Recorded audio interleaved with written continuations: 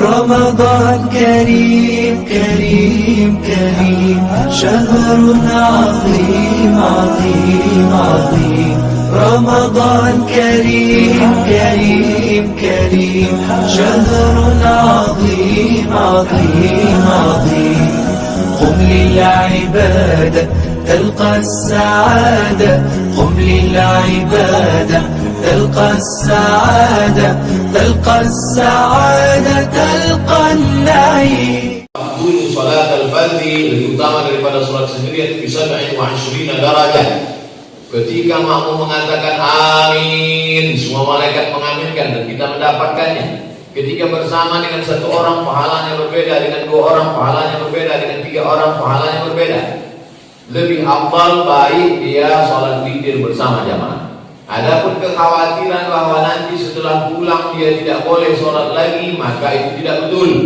Boleh sholat sunat setelah witir. Apa dalilnya? Nabi pernah melaksanakan sholat setelah sholat witir. Adapun hadis yang mengatakan ij'alu akhir salatikumul laila al-fitra, jadikanlah sholat terakhir kamu di waktu malam witir. Itu sifatnya anjuran, bukan rukun, bukan wajib, bukan syarat. Nabi bertanya kepada Abu Bakar, ya Abu Bakar mata tutiru, Abu Bakar kapan kau sholat witir? Abu Bakar menjawab, aku sholat witir ba'dal atamah, habis isya, sebelum tidur. Nabi bertanya kepada Umar, ya Umar mata tutiru, kau kapan sholat witir? Kata Umar, di akhir lail, di akhir malam. Jadi kalau kita sholat witir setelah sholat tarawih, berarti kita sama dengan Abu Bakar Siddiq. Kenapa? Karena dia orangnya ihtiyat, berhati-hati. Sedangkan kalau kita adapun sholat tarawih berjamaah, maka tutuplah dengan witir. Nanti bangun malam, pulang, tidur. Setelah itu bangun lagi, sholat sunat wudu, sholat sunat taubat, sholat sunat tahajud, sholat sunat hajat. Potong video ini, kirimkan ke pengurus masjid ke grup. Yang mau disampaikan ulang, silakan. Pertanyaan kedua tentang menyediakan beras. Kalau mau pakai mazhab Syafi'i, bawa beras dari rumah. Kata Kemenak 2,5, kata Ustadz 2,7. Ustadz bagaimana? Saya dari 2008 di Pekanbaru sampai 2020 tahun lalu membayar zakat fitrah 3 kilo pakai beras. Al-Khuruj minal khilafi aula, keluar dari ikhtilaf dari utama, lebih sedikit. Mudah-mudahan jadi amal soleh. Jangan berhitung-hitung sama Allah. Nanti Allah berhitung-hitung sama kita, dikasihnya setengah nafas. Dosa Allah namanya. Jadi kalau mau bayar zakat fitrah dengan beras, bawa beras dari rumah. Itu yang saya lakukan. Saya beli beras ke warung, Cak Kudolawi, karena itu beras yang paling saya suka. Cari beras yang paling afdal, paling enak di tenggorokan. Baik itu yang lewat di leher anak yatim, bagi miskin dan duafa. Bungkus sendiri, saya sendiri yang bungkus, plastik hitam 3 kilo. Ini untuk saya, ini untuk ini, ini untuk ini, ini untuk ini, bayarkan. Kalau tak mau bayar zakat fitrah dengan beras, malas membungkus beras, malas beli beras, kasih pakai duit. Pakai duit pakai mazhab Hanafi. Berat berasnya beras 1 sok 4 mun menurut mazhab Hanafi. Jangan bayar zakat fitrahnya pakai duit, tapi beratnya berat mazhab Syafi'i. Ini ijtihadnya, taufiknya bermasalah karena dia satu paket. Maka bayarkan menurut mazhab Hanafi berapa itu 1 sok 4 mun itu, bayarkan pakai duit. Syekh Ali Jum'ah dalam kitab Al-Bayan lima Yushurul Adhan, mufti Mesir, mazhabnya Syafi'i. Tapi dia lebih setuju membayar zakat fitrah pakai duit. Padahal mazhabnya Syafi'i. Kenapa dia setuju pakai duit? Karena zaman dulu kita kasih beras, zaman dulu ekonominya barter. Kalau dikasih beras, beras bisa diganti ikan. Barter. Kasih beras, beras bisa ganti kain. Zaman sekarang kalau kita kasih beras, berasnya menumpuk, beras dia jual dengan harga murah karena dia cari duit. Bayar duit. Begitu dalam Al-Bayan lima Yushurul Adhan. Tapi saya tak memaksakan, pilihan dua. Kalau mau bayar pakai beras, kasih beras. Tak mau bayar pakai beras, kasih duit. Jangan curang. Tak mau bawa beras, tak mau beli beras, tak mau bungkus beras, bawa duit. Sampai di masjid dia beli beras. Beras ini bermasalah. Beras yang sudah dibungkus itu punya siapa? Pemiliknya siapa? Aku beli beras ini 25.000 tunai. Oke, kau beli. Habis itu kau bayarkan. Aku bayarkan zakat fitrah anakku tunai. Ya, sekarang diterima oleh Amil. Ya. Habis itu kau beli lagi. Amil mana bisa jual beras? Kecuali amal Mbak Amil itu sudah menyiapkan satu kontainer di belakang. Dia buat bungkus, setiap datang orang dia jual. Setiap datang dia jual.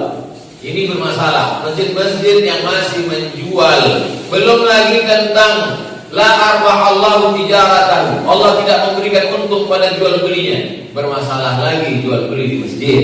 Bermasalah lagi menjual beras yang tak jelas siapa pemiliknya. 8 asnaf.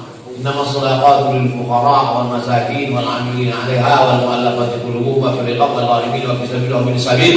Sementara engkau Amil berani menjual beras padahal belum dibagi.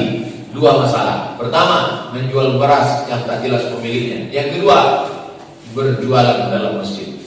Solusi, kalau mau bayar pakai beras, bawa beras ke rumah. Kalau tak mau pakai beras, bayar pakai duit sesuai menurut masalah. Foto, share. Ustaz Abdul Haq Riau, rumah rifah Al-Jinawi, tongkat dan batu jadi tanaman, minyak di atas, minyak di bawah. Kenapa masjid-masjid kita tidak imamnya 30 juz? Kerisauan.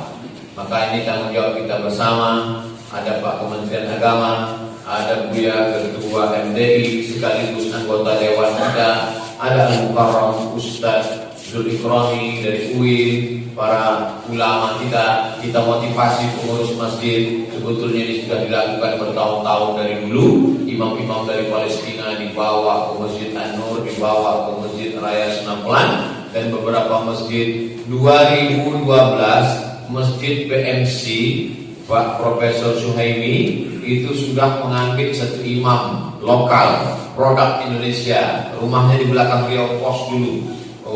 Ustadz Asli hafal Quran 30 juz. Jadi ini balik kepada kemauan masyarakat, motivasinya dari Ustadz. Kita sampaikan keutamaan. Ustadz sendiri pernah nggak tahun lalu lockdown, tak bisa sholat tarawih di masjid. Saya beberapa jamaah kalangan terbatas sahabat-sahabat kami buat satu malam 1 juz. Tapi Ustadz tak hafal Quran godang kan aja.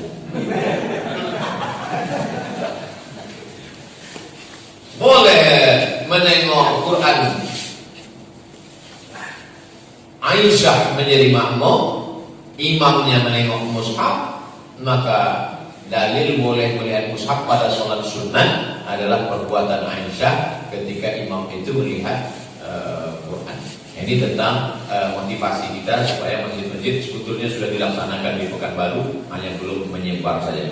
Kutiba alaikumusiyam, diwajibkan bagi kamu puasa.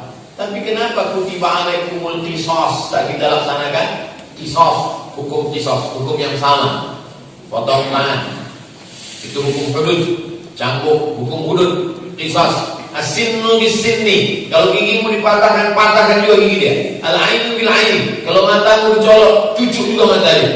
Al-juruha qisas. Kalau kau dilukai juga dia. An-nafsu bin-nafsi. Kalau nyawamu dihilangkan, hukum mati, bukan hukum penjara. Kenapa tak bisa kita laksanakan? Berdosakah semua Ustaz MDI karena tidak melaksanakan hukum qisas? Kutiba alaikumusiyam, tak perlu pakai perangkat. Cukup dengan makan sahur, buka, selesai siam. Tapi kutiba alaikumul qisas, mesti ada perangkatnya, ada pelaksananya. Makanya bisa dilaksanakan di Saudi Arabia hukum hudud dan hukum qisas karena ada perangkatnya. Oleh sebab itu kita tetap menyampaikan. Mana ada Ustaz pernah menyampaikan? Di kampus ada fakultas syariah.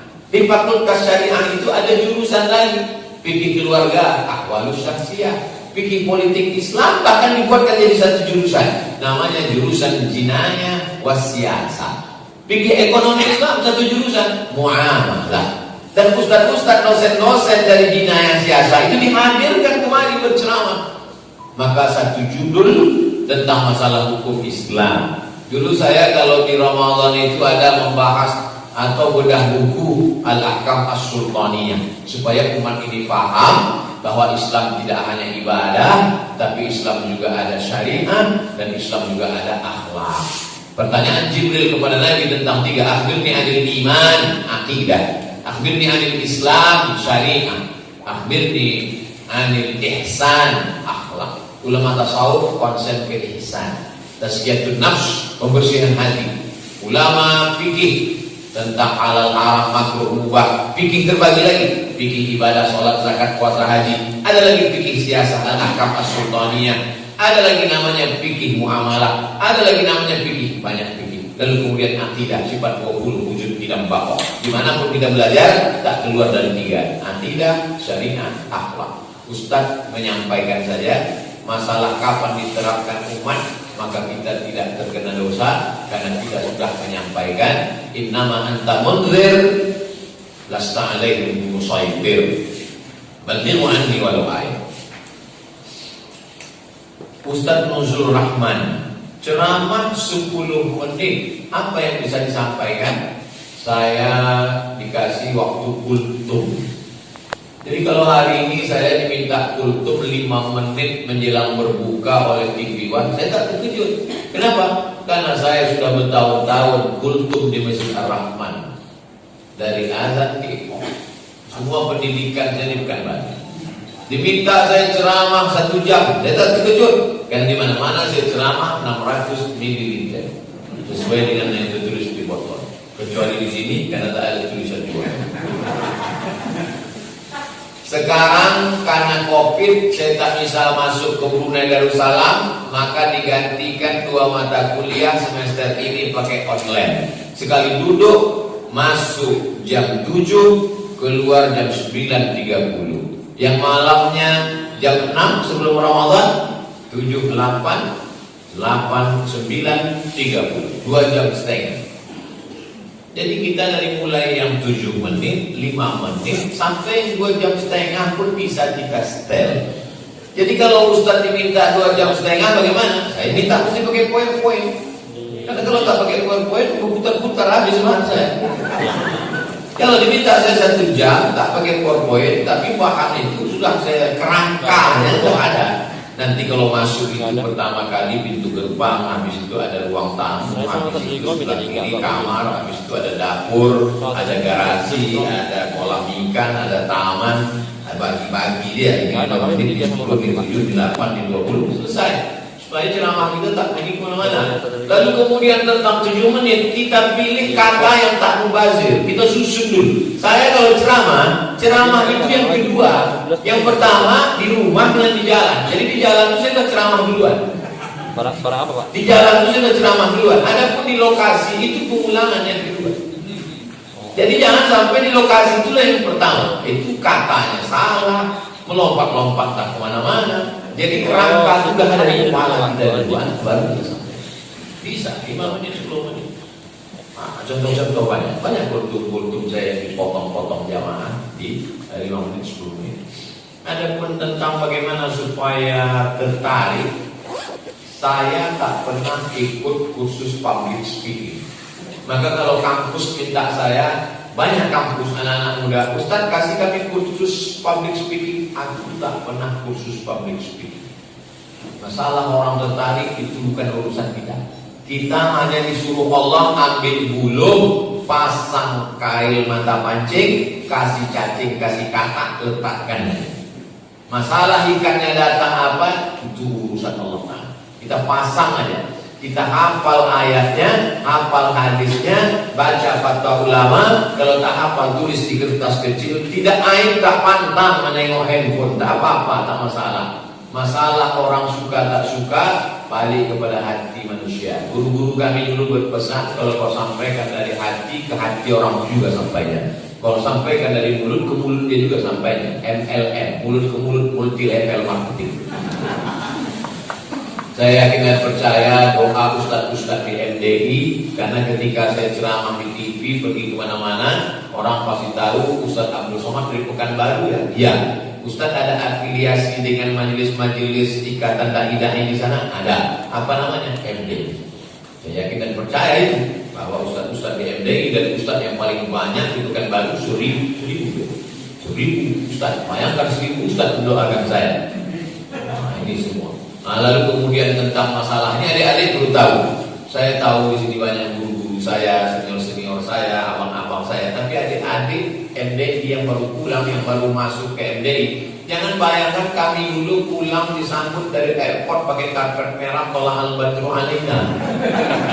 Kami pulang ini tanya Ustaz Zulkifli. Itu teringat dengan Pak Zulkifli R. Pagi-pagi Ustaz Zulkifli Imam Masjid Agung Anwar menelpon. Assalamualaikum. Waalaikumsalam Buya. Bisa khutbah Jumat siang kau?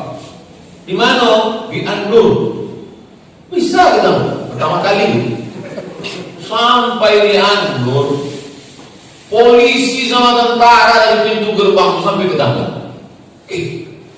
Aku mau balik kalau disambut tentara. Sampai kata rupanya menteri hari itu datang. Menkumham, Menteri Hukum dan Hak datang. Tengok di depan gubernur sektor sahabat saya. Tanya Pak Zul, kenapa mau yang khutbah yang asli, khotib asli saki. Tapi banyak ustaz lain. Disitulah mau tahu Pak Zul itu ingin memperkenalkan ampuh pejabat-pejabat. Inilah momen. Pengurus Anwar waktu itu tak ada satu pun yang setuju. Sampai ada pengurus dulu tanya waktu ditengok, Zul, bisa?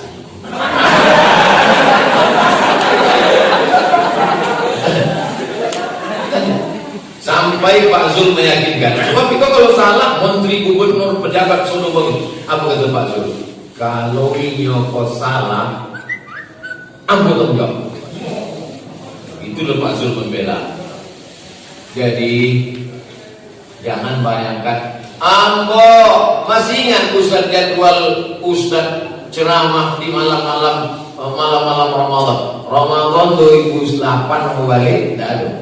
Ramadan 2009 Ramadan pertama dengan MDI dapat seboleh malam. Asar tu aku survei. Asar tu aku survei sampai masjid tu.